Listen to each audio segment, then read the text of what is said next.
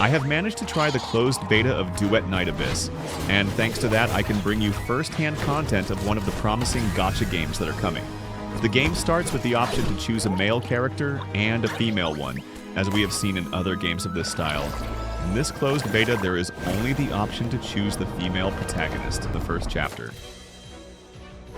One thing that sets the protagonists apart from other gacha games is that each main character has their own parallel story, meaning both are canon. The plot is set on a fantasy continent called Altazia, in a world where magic and technology coexist, but there is a conflict between races. In terms of gameplay, I think it's its strongest point in my opinion, being quite good and fun.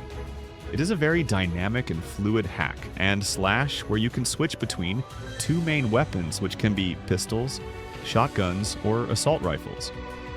We also have the possibility of using melee weapons such as spears, swords, two-handed swords, or even scythes. The number of combat styles is quite extensive, allowing you to make quite varied combos. Combat feels very satisfying, with gameplay similar to Warframe but with waifus. In this game we find the classic normal attacks, special abilities, ultimate abilities, plunge attacks, dash, jumps, slides, jump shot. As you can see, we have a wide variety of actions that we can perform in our battles. In battle instances, enemies appear one after another, so it's inevitable to get surrounded by enemies, which adds quite a bit of excitement to the fights. Regarding the game map, they opted for large interconnected zones, but this might be temporary since it's a beta. To complement exploration, we have parkour mechanics and various puzzles scattered throughout the map. This game has a skip button, which is always appreciated in these types of games. The character design is incredible, with a lot of attention to detail, and the outfits are very striking. There are 4-star characters with designs so great that they could easily be mistaken for 5-star ones. In terms of general content, we have PvE, challenges, bosses, achievements with various rewards, and material dungeons to upgrade characters and weapons.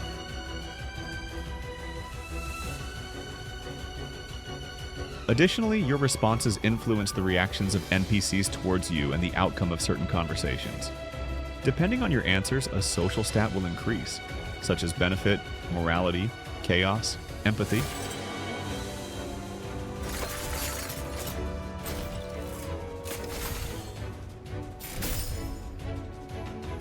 Regarding the gacha, we have the character banner and the weapon banner, but with some accessible improvements compared to other gachas. Here, you can obtain the promotional character of the current banner with a guaranteed 100% chance for their first copy. This means that every time you want to get the new character in the promotional banner, you will have it guaranteed at 100% without the need for a 50-50. After obtaining the character this way, the rate of obtaining the character is the same as in other gacha games, being 0.6%. This 100% guaranteed new character system works once per banner. The weapon banner works the same way, where you also have the weapon guaranteed the first time you go for it. Overall, I find this system fantastic because you don't have to deal with the frustration of losing the 50-50 in a banner, and in this game, you will definitely get the character or weapon you want the first time. Characters can equip any weapon, and are not limited to their weapon type or playstyle. You can equip them with any weapon you want, making it much easier to gear a character with decent equipment for battles, without the restrictions seen in other gacha games. However, signature weapons or character-specific weapons are always options to consider for better overall performance. But as I mentioned earlier, the fact that you can equip any weapon to any character already gives us plenty of options. The cost of gems for the promotional banner is 1,600 and for the permanent banner is 1,200. Each character has slots for artifacts called Demon Wedges, with a tolerance limit based on the cost of each Demon Wedge. One thing to consider is that if you get a piece with great stats, you can share it among all your characters without having to remove and equip it on another, making it easier to build your characters. Weapons have the same system, making the build system promising with a variety of options. All characters have an element which can be Pyro, Hydro, Anemo, Electro, and Umbro. There are also Genimon, practically the Pokemon of this game.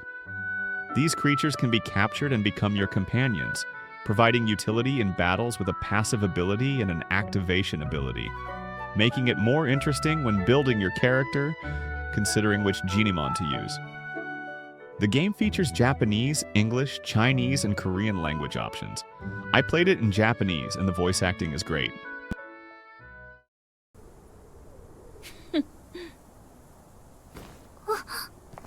つまりお前たちは理由もなく永住に襲われ偶然この遺跡に迷い込んだ普通の村人だと言いたいのかしら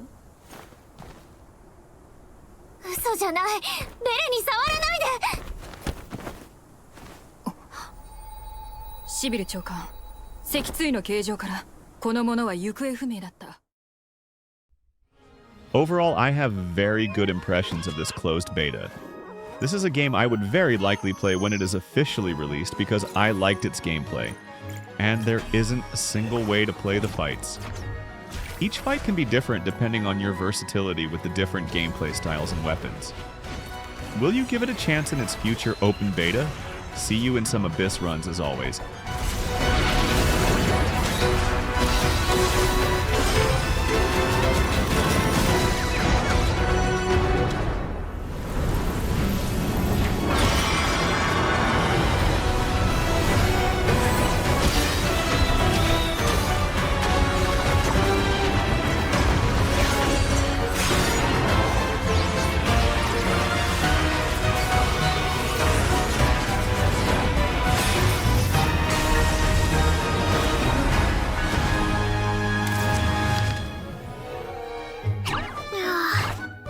Too many fox hunters to figure out who's the strongest.